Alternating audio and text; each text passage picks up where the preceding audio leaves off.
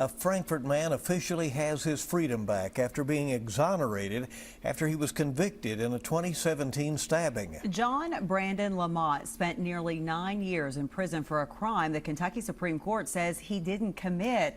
When the stabbing happened, the victim told police her ex-boyfriend committed the crime, but at trial said it was John Brandon Lamont. After the trial, the victim recanted, posting on social media saying she sent an innocent man to prison. Lamont filed a motion asking the court to vacate his conviction. In 2020, he was denied. But 3 years later, the Kentucky Court of Appeals reversed his conviction due to insufficient evidence.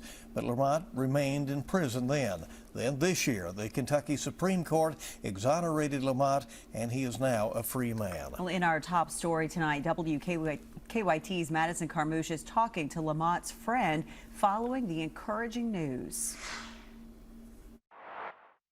I'm more like upset and angry that this happened, and like you can't take back the 9 years of his life that he spent in jail. Walter Morales says he and Brandon Lamont have been friends for nearly a decade, but for a majority of their friendship, Lamont was behind bars after being convicted for a 2017 stabbing. And heard on the news that he had just been arrested. And so originally, I was just surprised, didn't know what had happened.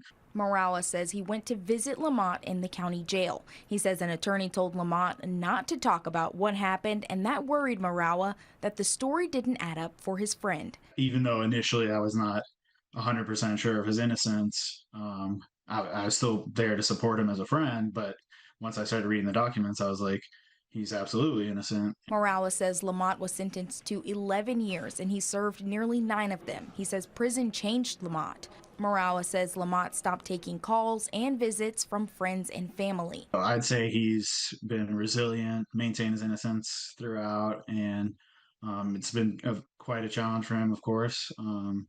Morales says he saw Lamont 2 months ago while he was out on parole. He says the exoneration is a relief because now he knows his friend will remain free. To actually talk to him in person at his parents' house where, I had last seen him, it was surreal. Morales says he is grateful for the work of the Exoneration Project and the Kentucky Innocence Project. He says he hopes people do not forget about the injustice his friend Brandon Lamont faced.